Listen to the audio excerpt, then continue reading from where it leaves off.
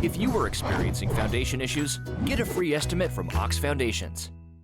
And Coach Adam Fossett show on Coach's Corner brought to you by the B.B. Comer Booster Club. And let's reset the table as B.B. Comer in the first round of the playoffs, and you win by a forfeit due to the opponent having issues with COVID. Well, that's something that can be good and not so good. It'd be nearly 3 weeks without a game. Yeah, so St. Luke's was supposed to come here and play. They forfeited at the playoff meeting last Saturday. It was announced that they had to forfeit. So instead of moving teams up and doing a lot of shifting, but it turned into a forfeit for us. We get a bye, and we're into the second round. So, as a coach, you kind of play that in your head as far as the good and the bad of it. And I've learned over a lot of years of coaching that you control the controllables, and we can't control the fact that we haven't been able to play. We can control how we prepare and our mentality going forward. So I look at it as a positive. I look at it as a good thing. We've been able to get some guys healthy that were a little banged up. Going into week 10, everybody's got bruises and bumps and sores. So we've been able to kind of schedule practices around that. And last week was a crazy week anyway, with all the storms and everything going on, and a lot of my guys losing power and stuff like that. So I see a lot of positive in that, because we weren't trying to prepare for a game and round all the kids up and figure out who's got power and doesn't have power, and who's got damage and doesn't have damage and stuff like that. So total positive for me. And moving forward, we're just kind of sit and wait now. We know it's one of two opponents. We know we'll either play Abbeville or Thorsby, depending on who wins that game, and we'll go from there. How has the off time affected your scheduling as far as practices are concerned? We originally gave our guys last Friday off. So it turned into being last Thursday and Friday based on storm damage and stuff like that. So, we hit the ground running. We got them back together Monday and had a chance to feed them and check on them and get a lift in and stuff like that. So that was huge, being able to do that and being able to kind of get them back together and get them focused. So that's kind of been the key is just staying on some sort of schedule. Ranked number 7 in the state in 2A. We are. That's huge for our guys. That's huge for us. We talk about respect. 3 years ago when I first met with the guys and we talked football, we talked about respect. We talked about being a respected program in the not only in the state but in the county and in Central Alabama. So we go back to year 1 where we were 5 homecomings and we talk about how that's not really a respected thing. Yeah. So, and then we're sitting where we are, and it's truly a sign of the commitment of the guys and a buy-in of the guys and their commitment to getting better, their commitment to doing what we ask of them. It would have been some 20 years since B.B. Comer had hosted a high school football playoff game. And that's gone by the board now. Right. You get a win due to a forfeit, but as difficult as things have been this year with the COVID and restricted attendance and stuff like that, you missed part of a gate. Right. Yeah, we missed part of a gate. The playoffs run a little bit differently because it's the state kind of they control all that. In a playoff game, the home team gets a portion, the visiting team gets a portion, and then the state gets a portion. So with it being, with the COVID issues being what it is, and at 40% capacity, the state had to set numbers for all the playoff teams as far as what they could hold home side and visitor side. And they set those numbers. And honestly, for us, it wouldn't have hurt us because we do have a good venue to play in, a large venue to play in. But I was looking at some of the numbers, and some of these schools have 100, maybe 120 tickets that they can sell, and then if the band comes, that a portion of those numbers could count against the band, but you want them there too. So man, it's a guessing game for a lot of people, and I know the AHSA has had it's been tough on them to get all this information together and to make this season happen. And you have to sitting in the playoff meeting last week and just listening to them go over the season and talk about a few things. You really have to take your hats off to them for moving forward and making it where these kids can play. They're the first state to say, hey, we're going to start on time and we're going to run a schedule. And there's been some bumps in the road. There's been teams that have had to forfeit, but it's been pretty neat to be able to see them stay the course and to be able to have an opportunity for championship play. And 2 years in a row, B.B. Comer in the playoffs. That's right, 2 years in a row. You look at the progression. Last year we were 6-6. We're sitting at 8-1 right now. We'll get a forfeit win for the playoffs, so 9-1. It's been a while since that record was accomplished. Yeah, it's been a while. So it's been, it's very humbling to be able to do that. And as a coach, I honestly don't think about it. Like I think about moving forward, and that's been the thing is hey, this one's over with, let's go to the next one. This one's over, let's go to the next one. And our kids have been focused on that too. So going into the Randolph County game, we didn't talk about, and I think we talked about it on the show. We didn't talk about, hey, this is a big game. We just didn't. It wasn't an added stressor that those guys needed. Mm-hmm. I didn't need to tell them it's a big game. They knew that. All I needed to do was prepare them for that game.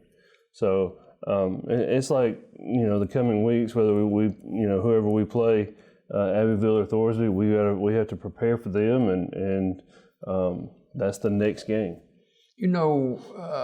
Another plus with the forfeit is it'll be all hands on deck to be able to scout the upcoming opponent, whoever it may be. Right. Yeah. We've got a group going down tomorrow night to the game and be able to check it out live and in person. And does that include the head football coach? That does include me. Yeah. Yeah. We're going down, and a couple of guys are going to go down with us and watch the game. And it's a good it'll be a good opportunity to see them in person, see both teams, and if it turns out that we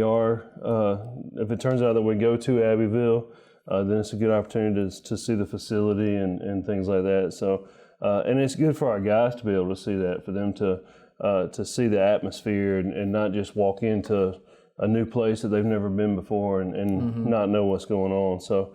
We're gonna take advantage of that opportunity and go down, and we'll make a trip of it, and we'll stop and eat on the way, and then go on down and watch the game and head back. And the beautiful thing about playoff football is those playoff meetings on Saturday morning. It's always It's always good to be able to go and to have to get up early and go to Montgomery for those meetings. So. I look forward to them. My oldest son goes with me. He loves it, and he said he loves the first round meeting because the state gives you a football. They give you a Wilson GST for making the playoffs, because that's one of the sponsors.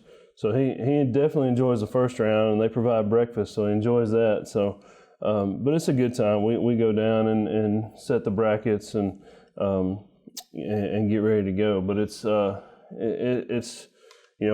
The meeting last week, everybody's there. On this Saturday, half of those guys aren't going to be there. The following Saturday, half of those guys aren't going to be there. So, we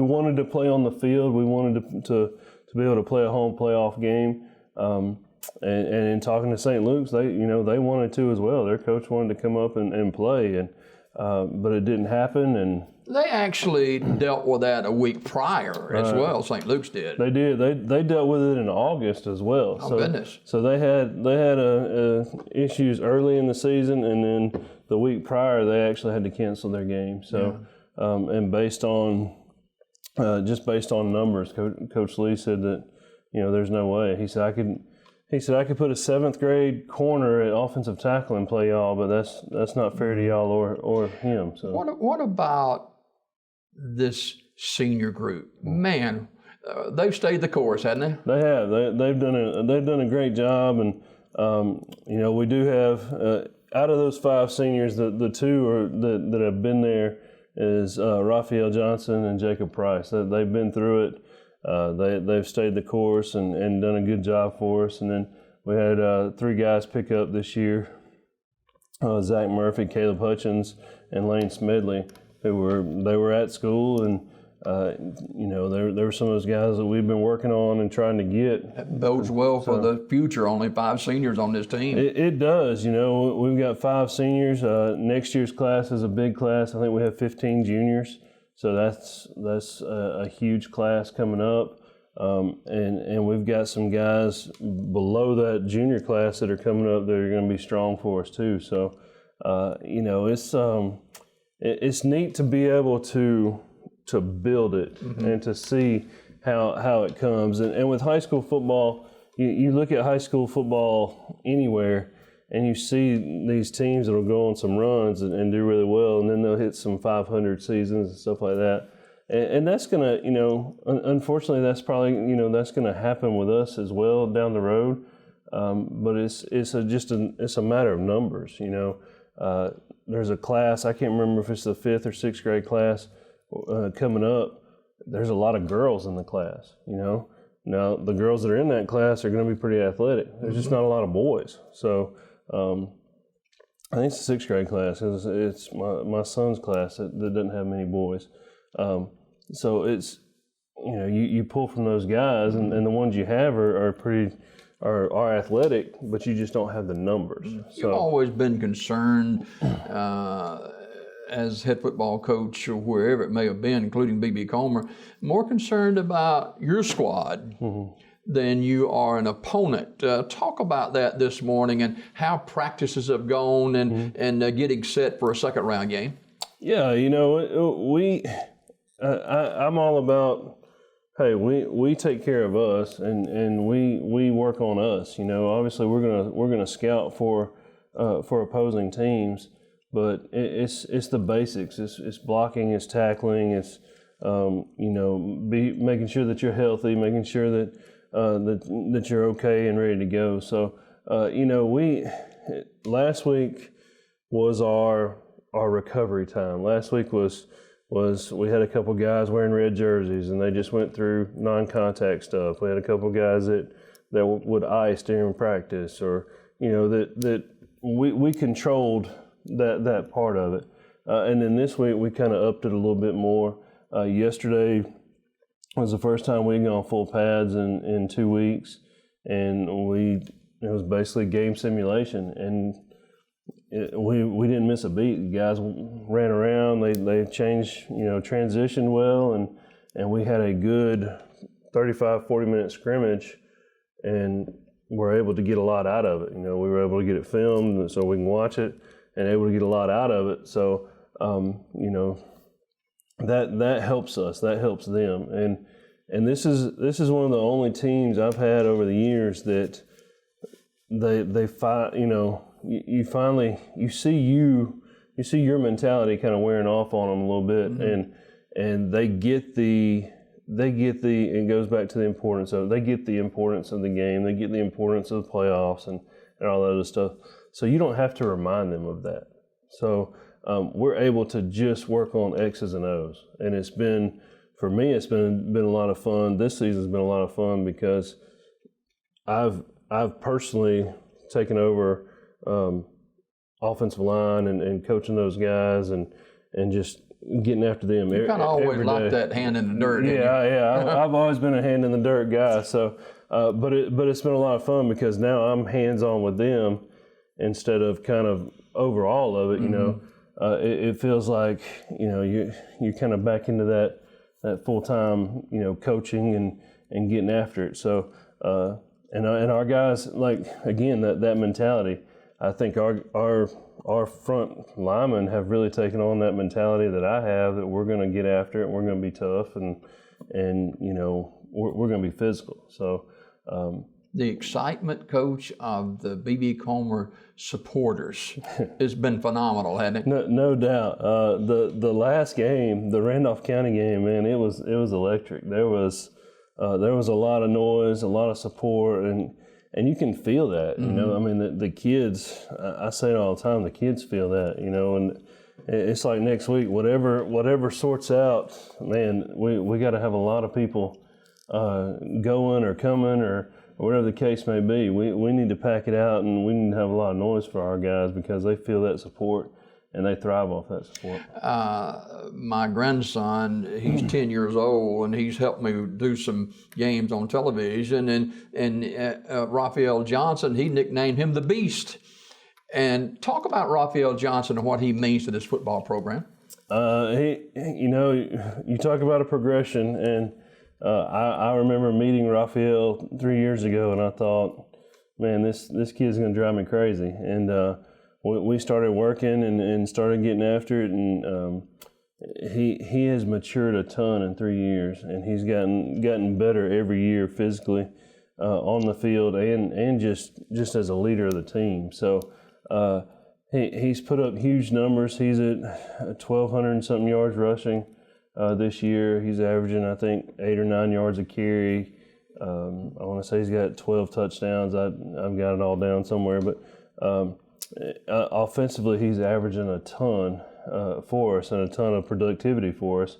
But the big surprise for me, and I knew he's had it in him all along, was defensively, how well he has played for us defensively and how physical he's played for us defensively. So he's made some big plays for us on both sides of the ball. He does a good job in space. He does a good job. I mean, if you give him a little bit of room offensively, he's gone. You know, he's going to get down the sideline and go. Defensively, he's coming up and hitting guys and setting the edge and doing what he's supposed to do. So I hope that he's able to continue his career, and we're working on that down the road. And you know, next level, he's a defensive guy in my opinion. A lot of people are looking at him defensively as a defensive back type because he's got that DB swagger. He's got that, you know, he'll get in front of a receiver and talk to him a little bit and you know, jam him a little bit and cover him. So, but he's done a great job for us. He's one of those kids that you'll always remember. And the second senior of the five who has stayed the course, he hasn't gotten the recognition because he plays a different position. But what has he meant to this program too? Jacob's a workhorse. I mean, Jacob works his tail off, and he's a leader. He's a no nonsense guy. You know, Raphael's laid back and relaxed. And Jacob is very straight, very straightforward, very no nonsense. He's not gonna crack a smile very often. But the kids respect him, and when he speaks, they listen to him. But you know, a lot of times when Raphael's running down the sideline, Jacob's throwing a block for him at fullback to make that happen. And defensively, he plays linebacker. He can play end for us. He can play a couple different positions for us. But he doesn't. You're right. He doesn't have the stats that Raphael has and things like that. So. I think he's got a couple 2-point conversions this year, and I tell him all the time, you know, I'm trying to get you a score. You know, I'm trying. We'll let him run the ball some inside the 5 and try and get him a touchdown, but it hadn't worked out for him, and he's all right with that. You know, he's a team guy, and that's a big thing too. Is he's a team player. He wants what's best for the team. B.B. Comer ranked 7th in 2A, 8-1, will be 9-1 after tomorrow night's forfeit. There will be second round action for B.B. Comer in a week from Friday night, and Coach Fossett will join us then. Before we go this morning, as the athletic director, it's a busy time of the year. It is a very busy time. So basketball's getting rolling, and you know, we're supposed to have junior high basketball games starting next week, and not sure how that's going to pan out because we do have we've had a couple cancellations of visiting teams. So And then the best practices from the state came out. So we're devising an action plan for that, because the gym, looking at it right now, let's say a typical night, you have JV boys, varsity girls, varsity boys.